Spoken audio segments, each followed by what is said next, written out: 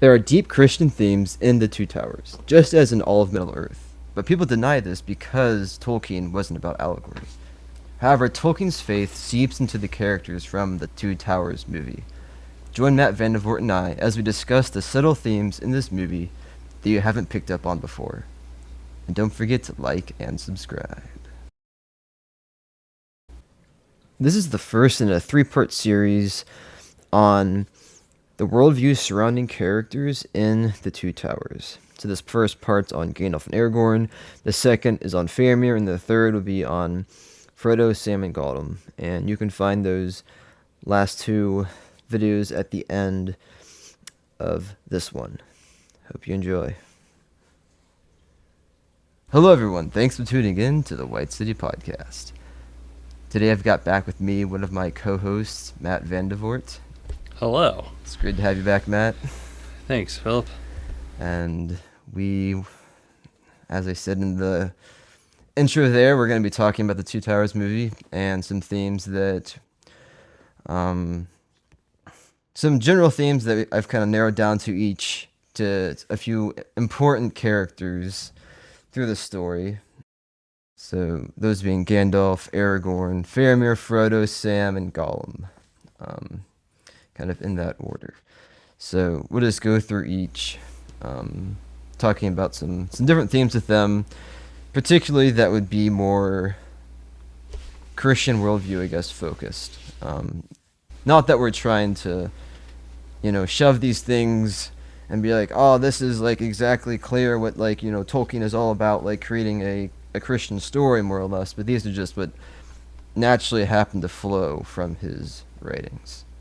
Yeah, I think a lot of these themes, like Tolkien was explicitly, it's kind of well known that he didn't like allegory, and that was one of his criticisms of Chronicles of Narnia, actually, is that he felt it was way too allegorical, which it pretty much beats you over the head with this is an allegory, but which I enjoy Chronicles of Narnia, but I think that Tolkien's sort of underlying faith and just kind of the fact that he had that as part of himself, it comes out very clearly in the story. So Right. So I think that probably like one of the,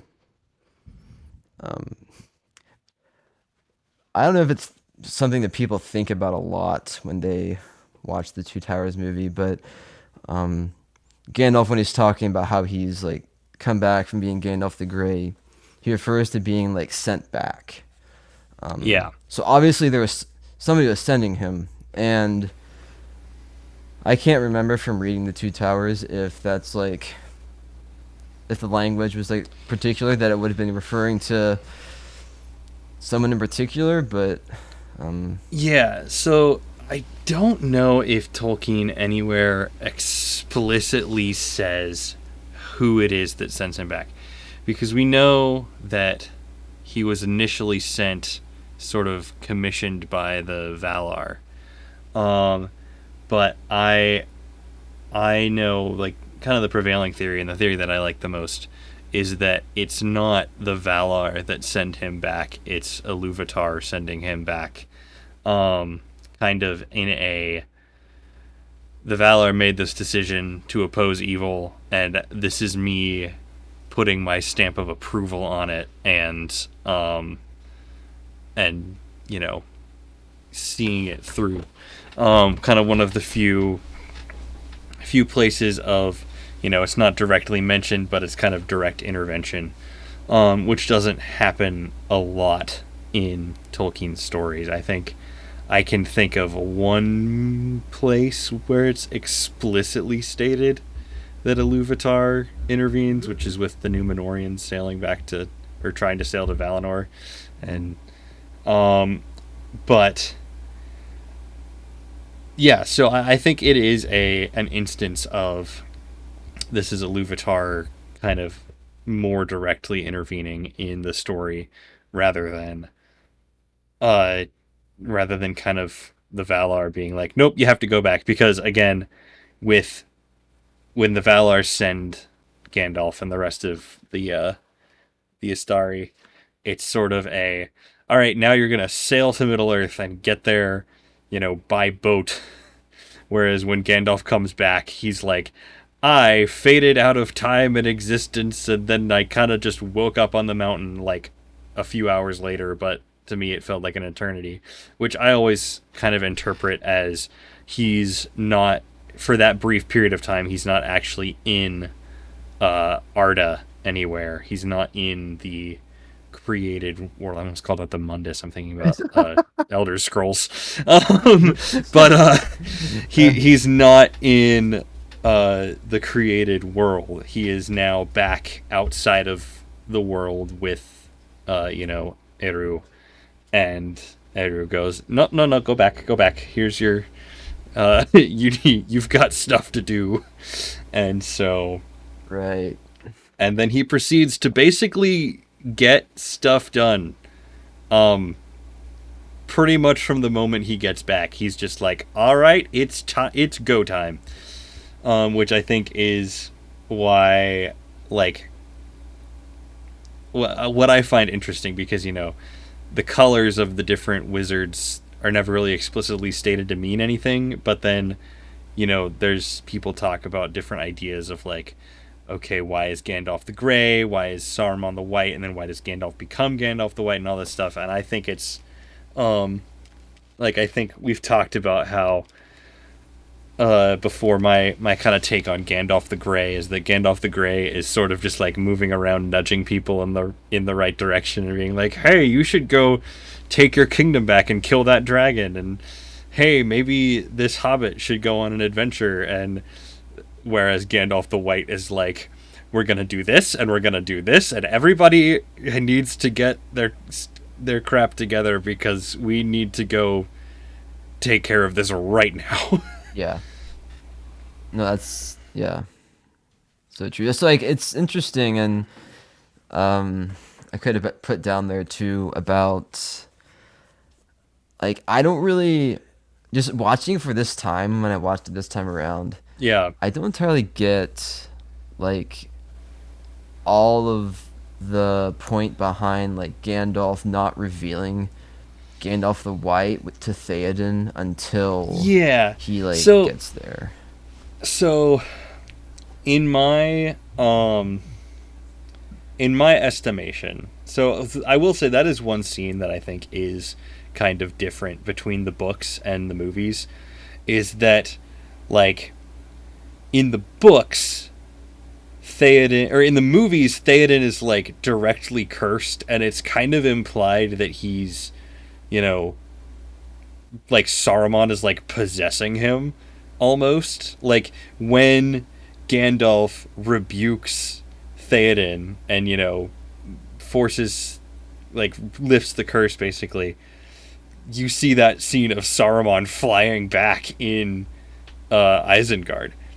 And I don't think that is quite what Tolkien was intending. And again, it's been a while since it's been like, I need to skim through the Lord of the Rings again. It's been like almost a year since I really read it again.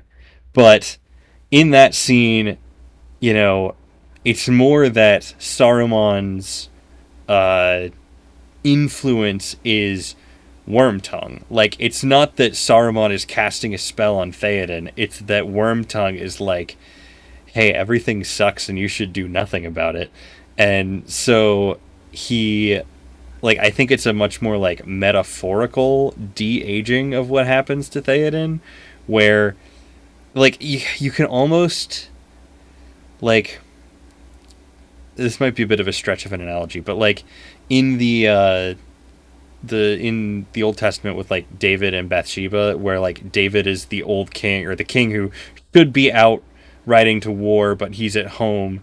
It's kind of that idea of Theoden is, he's still the king, but he's, like, Wormtongue is basically making him depressed, and telling him that there's no hope. And Gandalf comes in and is like, dude, you're the king. You can make a difference here. And then, like it's that one scene where which I like it so much better in uh the books, where he gets a sword. Like, he doesn't immediately get his sword. At first he gets Aomer's sword. um I think that's how it is in the book. It's been a while since I've seen the movie and read the book, but he gets the sword and he's like, "Oh yeah, no, I'm the king.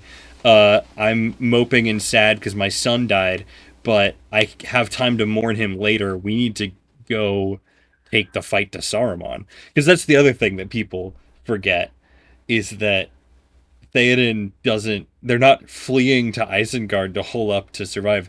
They're just passing Isengard and like, "Hey, Isengard's about to get attacked. Let's go help." Um, so Gandalf the White, it's him kind of kicking people into gear, and he's not nudging anymore. He's not meddling. I mean, he is meddling, but he's more directly like, "No, I'm openly meddling," and so, um, yeah, I think part of it is that because they like nobody really knows what's going on at Edoras before we see what happens, because Theoden, like, we hear Aomer being like, "Yeah, the king's kind of being an idiot." Um, Not really. He's like, the king's being corrupted and all this stuff. But so when Gandalf comes back, he's kind of hoping that he can get Theoden to do this on his own, and then finally, I think he sort of reveals himself, because that's his moment of, "All right, we need to kick things into high gear. I'm openly moving against Saruman," and so, like, I almost think it's more of a uh he's more doing it for the sake of um like decorum, and also to scare the crap out of Wormtongue. um, where he like walks in and is like, "Oh, hi, I used to be welcomed here and now I'm not," and then I think it's Wormtongue, it might be Theoden, who's like, "What are you doing here, Gandalf the Grey?" And then Gandalf's just like, "Ah, you thought." And then he drastically changes things. And then very quickly, once Gandalf starts to sort of get things into motion, things start changing very quickly. Yeah. I think what's interesting too is the Fellowship of the Ring when Gandalf is talking about him, getting Shadowfax from Edoras in the book. Is it, at that point he talks about how the king was not very kind to me or whatever, as I was trying to get this. And it was kind of implied that like something was already going on. So yeah, something was Um, already going on, yeah. and like, it almost works out in a way where it's like, if Theoden had been in his right mind, he probably wouldn't have let Gandalf take Shadowfax, because Yeah. Shadowfax is like this, like, God horse. semi, Yeah. yeah, like a demigod horse, basically. Like, I think like, he's supposed to be descended from like Orome's horse or something like that, where they're like, the Maras are like extra special powerful horses Yeah. that only the kings of Rohan would ride. Right. And so I think if Theoden had been more like he is at the end of the books, he would be like, "What do you mean? You can't take this horse, Gandalf. Go take one of the Yeah. other ones." Whereas with because I think it's Wormtongue doesn't really get it, and he's just like, "I just want Gandalf out of here so I can keep being sneaky and evil and somehow convincing the king to listen to a guy whose name is literally Wormtongue," but whatever. Um uh Well, another yeah. thing too, like, I mean, if it was in Gandalf's situation for going into like the doors and all, like, I guess for like the theatrical effect, in a sense, would make sense that he's trying to conceal that he is like someone like, I know, like the white garbs and all might set people off, or Wormtongue or somebody Yeah. off to being like, oh wait, like this is Gandalf's like come back and is in full force, like, If Gandalf had come back wearing like fully out as Gandalf the White, I don't think they would have taken his staff, because like, Gandalf the White does not need a walking, not that Gandalf the Grey needed a walking stick, but he's just like, right. "Oh, I'm just a poor old man. you don't need to worry about me. And then he, is actually friggin' Gandalf. So, uh, Right. Yeah. that I will say is just a brief side note. I think the staves are really ambiguous as to how much they actually matter because it's kind of implied in that scene that Gandalf needed his staff to channel his power, and then he breaks Saruman's staff later. Yeah. But I don't know. I think it's just it's more of a symbol of authority, and I think that's another thing is that Gandalf the Grey is a again the Istari are charged not to put themselves as rulers, but Gandalf the Grey is the wanderer. He's kind of the advisor. He's this wandering, meddling wizard guy, whereas Saruman the White and the White Wizards are I'm a wizard.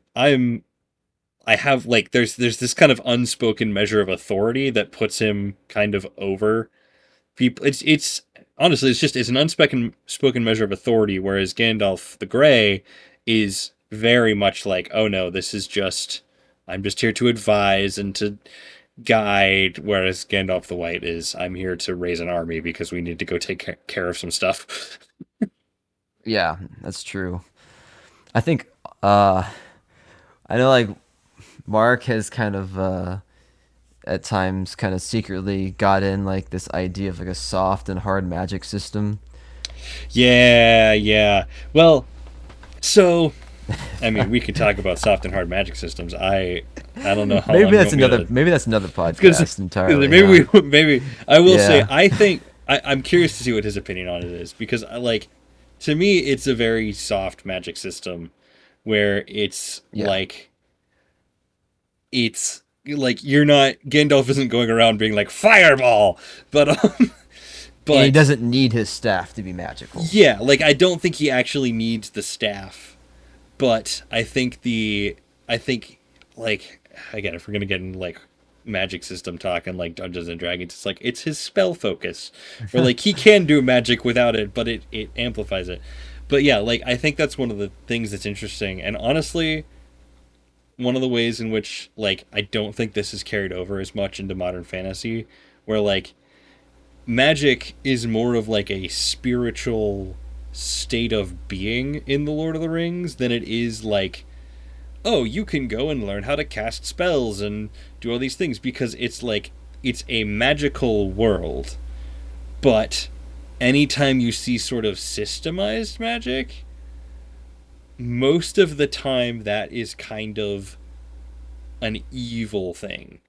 And so it's because I think for Tolkien, it represents people trying to control the spiritual goodness of the world. Whereas, you see things people like the elves are they are magical in the sense that they're very spiritual beings, but they live in sort of in harmony with the magic of the world rather than, you know, Saruman or Sauron who are out here I'm gonna craft magical amulets and rings and do all these things. But yeah, I don't know. We could do a whole podcast on magic in Lord of the No, Rings, I which we think should do. no, we should do that. No, I honestly agree. I have thought about it actually. Yeah, yeah, We should. yeah. We need to. Yeah, for sure. Um, yeah. So I think,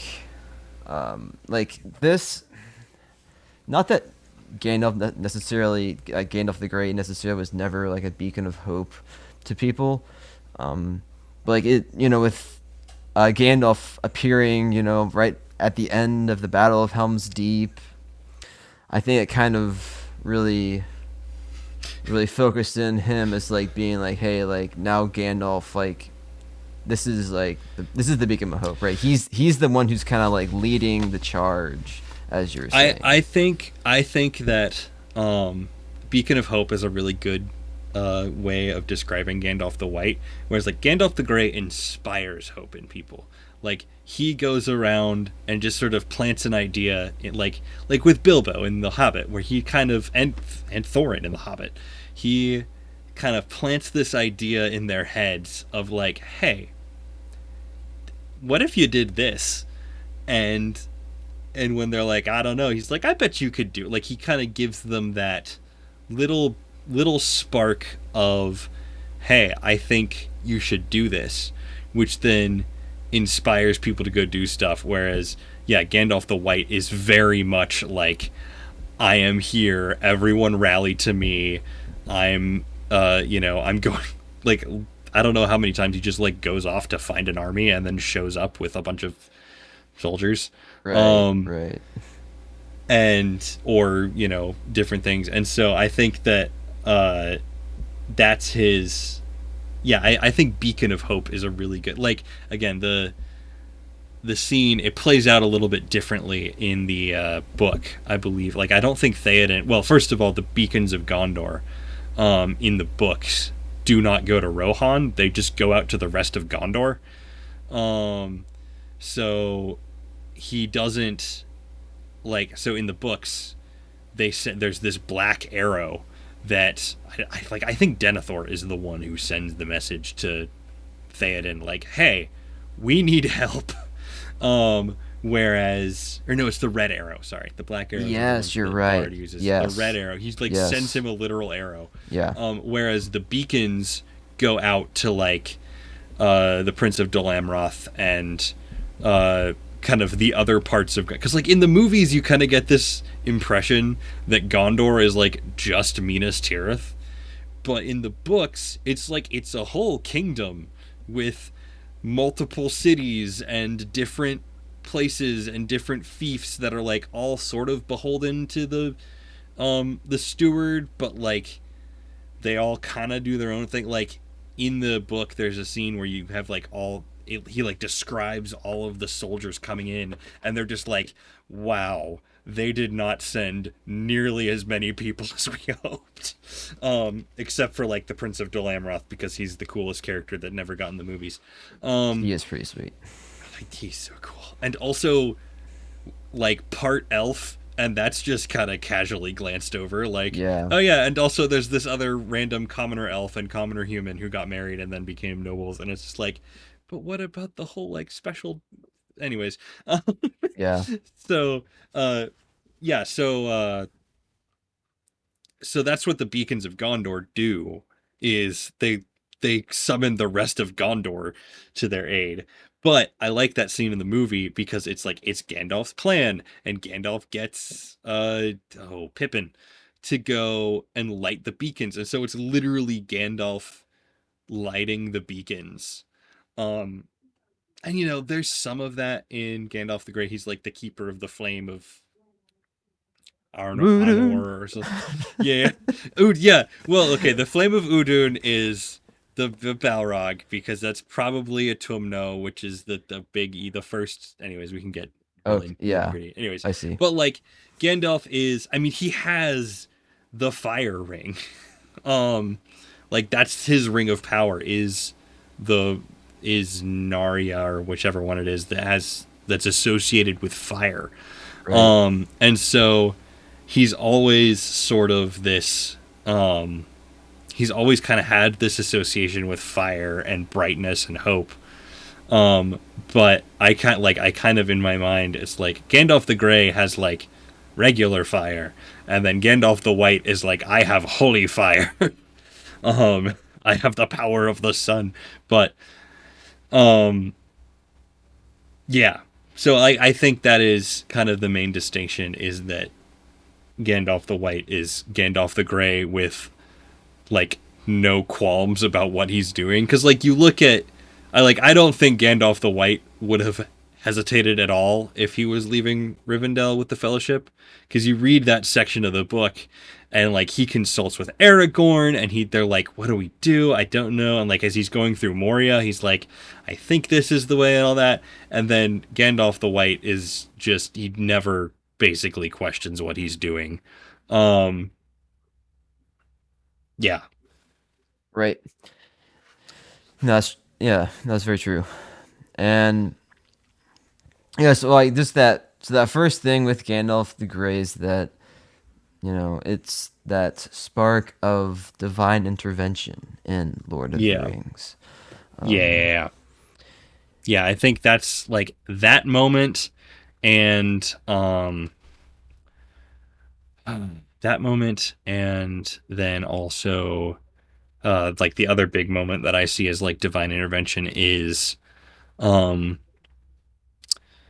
the very end, spoilers, where Yes. Gollum takes the ring and then falls off the cliff. I think that is kind of this like bringing Gollum to them.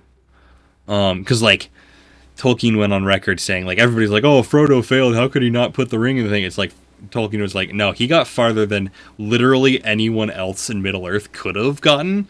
And he physically like he was incapable of giving the ring up that close to its point of creation. And so, if they hadn't made it, like if they hadn't gotten blocked, and if they hadn't gone through Moria, they wouldn't have run into to Gollum, which means that Gollum would not have been able to be the one that actually ends up destroying the ring. And so I think that's the other moment of like Yeah. divine intervention that you see in the Yeah, books. we can probably peel that one apart too whenever we do the Return of the King as well. Yeah, Um, yeah, yeah. but yeah, so moving on to Aragorn now. Yeah. We've got, I think, well, do they show more about Aragorn and Arwen in the movie than is in Y- the books, right? We don't hardly ever hear of y- Arwen past, well, like, yes and no. There's a section in the appendices that's like their love story.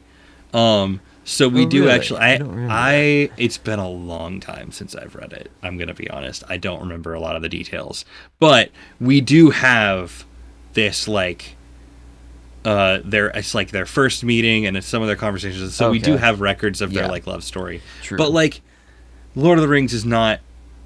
It's not like a character. Like it is a character book, but it's not like a character book in the sense that like um I don't know. Like there's a lot of character development in the movies that just kind of isn't there in the books.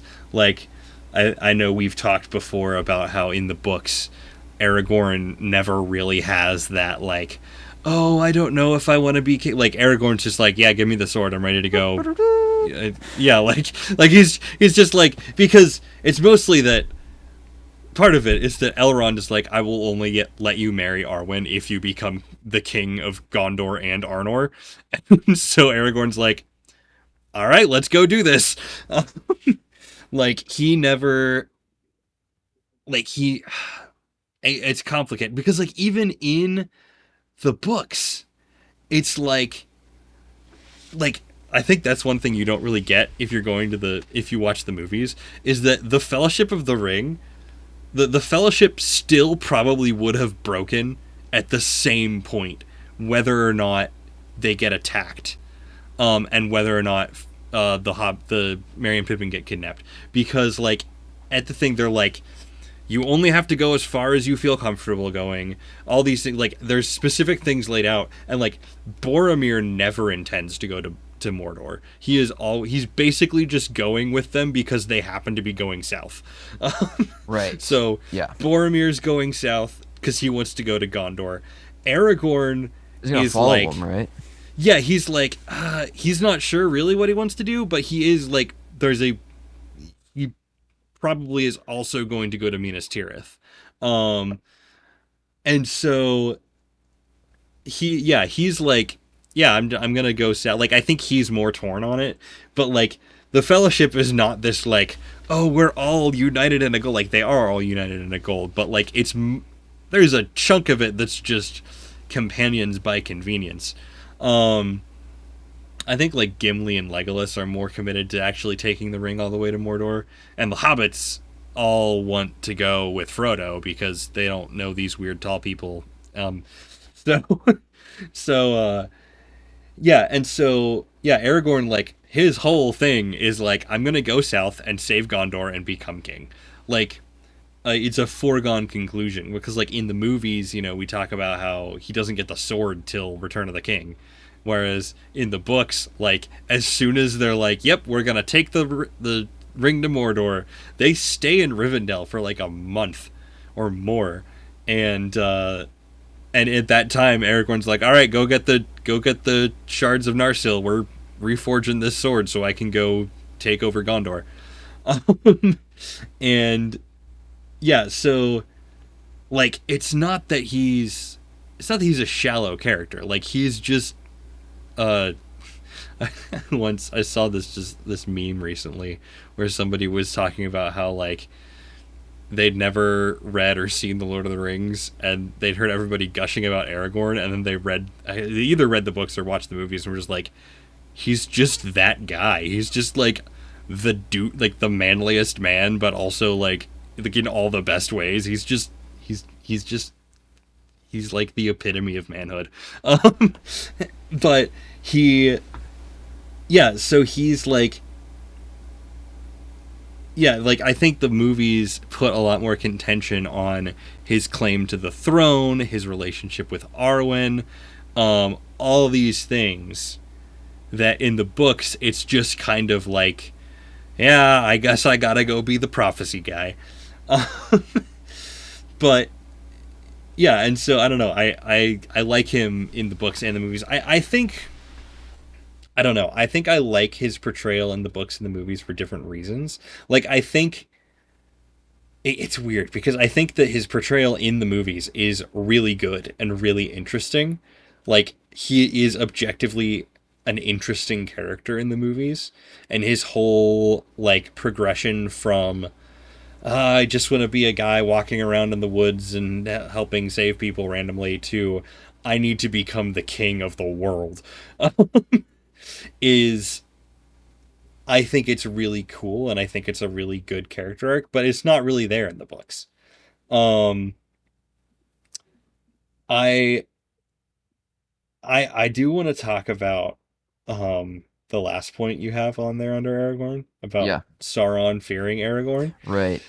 because I I think that's one of the most interesting bits of the book, and it shows a lot about Sauron's character. And again, this does get a little bit into Return of the King, but um Aragorn represents everything that Sauron thinks he knows about what's really going on. He sees the heir of Isildur comes out of nowhere, um, is marching to Gondor to become king to oppose him, to reunite the West. To Sauron thinks probably he's gonna like overthrow Theoden and become the king of that too. So like Aragorn is because you have to remember Sauron has experience fighting all the way back to the first era. These like great houses of men, like Hurin and Hjor and Turin and Tor and uh, Baron and Barahir and all these heroes, all the way through to um, like like the great kings of Numenor. Where like the Numenorians, you also have to remember the Numenorians. And I believe this is after Sauron had already forged the rings, if I recall correctly. Um, I don't know if I'm correct in this, but Sauron gets beaten by the Numenorians, and like he kind of finagles it and ends up using it to corrupt the Numenorians, but like it's ambiguous at best, and that whether or not he intended to lose. Like there's a pretty strong argument in my mind to say that the Numenorians like uncontroversially beat Sauron. Right. um and so Aragorn, this random Numenor, like the heir to the Numenorian kingdom, um is scary to Sauron because they've been involved in every time he was defeated. That sword that he sees is the sword that cut the ring. Like, that is the object that was used to take the ring from Sauron. Um, so, yeah, Sauron looks at Aragorn and he's like, "Oh crap, they're back." Um, what he doesn't, and but also Sauron is the kind of being that only recognizes power. So he only sees military might and like magical might and things like that. This is why Sauron doesn't care about the hobbits. This is why, other than like a hobbit found the ring, because, and this is why the ring gets basically confused by Sam, is because Sam and hobbits in general have a completely different conception of what's important than what Sauron or arguably like any of the other races have, where it's like the hobbits just want to live a peaceful life and to be, happy at home with their families and their kids, whereas Sauron expects basically everybody to want to be like him, to want to rule, to dominate all these things. And so this is why he's completely blindsided by the destruction of the ring, is because, and like Gandalf knows this, is because he's like, obviously Aragorn has the ring. Why would they give it to anybody else other than like Gandalf or Aragorn? Because obviously these are the people that are going to come after me with military might to try and defeat me. He has no concept that they might like depend on the little people, the little weaklings that can slip through his defenses. So yeah, and so but like it's fascinating too because it's also like a misplaced fear. Like if Sauron and Aragorn went toe to toe, Aragorn would get crushed. Like he would, like that's one of the things that they almost put in the movie was Aragorn fighting Sauron, which then they were like, no, that's dumb. So like in the Return of the King, in the Battle of the Black Gate, when he's fighting the troll, that was originally Sauron, and then they just redid the animation because they're like, we can't have him actually fight Sauron. That's too dumb. So yeah, so that like I think that dynamic is really interesting. Mm-hmm. That's true. Yeah, and like you were saying, like it even shows until like the end of like the Return of the King too, right, where Aragorn's kind of threatening Sauron and getting him to move his Yeah, they're gaze. playing into like Right. they in the book as they're marching along, they start out like they just basically they're basically marching along the road, broadcasting up into the mountains of Mordor like, "Hey, Aragorn the king is coming. Like, you better get ready." Like they're literally like they're being really obvious. Like it's one of those things like if it was anyone other than Sauron who had any like sense of what was like a distraction, they would have been like, "Oh, this is a trap." But like they're coming out because they know what they can do to provoke Sauron. Mm-hmm.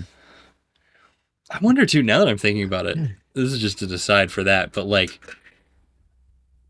it's not just if you think about it, it's not just that like, oh, we know we've studied our enemy and know so. It's like Gandalf and Sauron probably knew each other at one point, and so this is like Gandalf being like, "Hey, if you do this, he'll totally fall for it."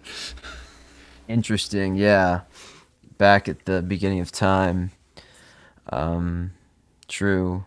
So yeah, I think. I mean, it's kind of a side note, but like as you're saying, Aragorn is very much this upstanding guy who, is honoring in like especially like in the movie you can tell this like he's honoring the women around him, and I think that's kind of something that they definitely did well.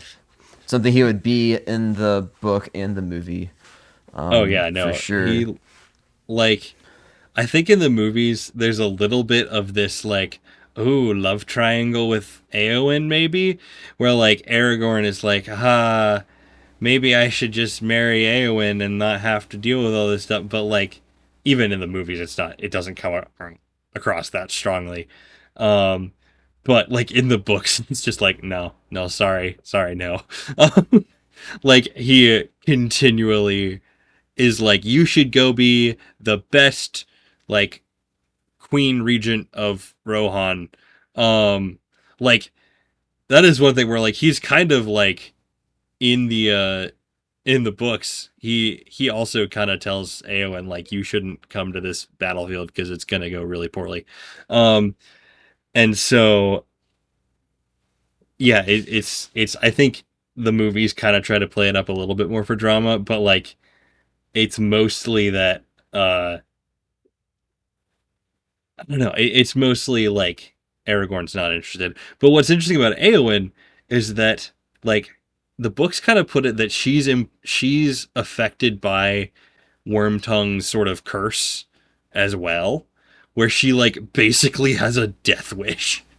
Like literally until she sees Faramir in the Houses of Healing in Minas Tirith, she's like, I want to die in battle because that's the only thing that seems worth it to me. Yeah. Um, It's that glory of Rohan that just, Rohan just like, to death and glory, more or yeah, less. So, that scene is so good. It's like it's what like again. This is aside. This is Return of the King, but like the scene where they're just like screaming death, where it's just like, oh, they don't care anymore. They are fully committed to we're about to go die, but we're gonna do it because it's the right thing to do. And that scene is so good. yeah. Yeah, it's true. So I think, yeah, it kind of like sums what I was thinking of Aragorn there. As just being the ideal man, and honor being that particularly particular, at least in the Two Towers, honor is something that definitely defines him. Um, and I guess another thing too is like, side note, like he definitely is, like he's a really good leader for like really getting people to rally behind him when he's really doubting whether or not he should be king. Oh yeah, no, like there's that scene.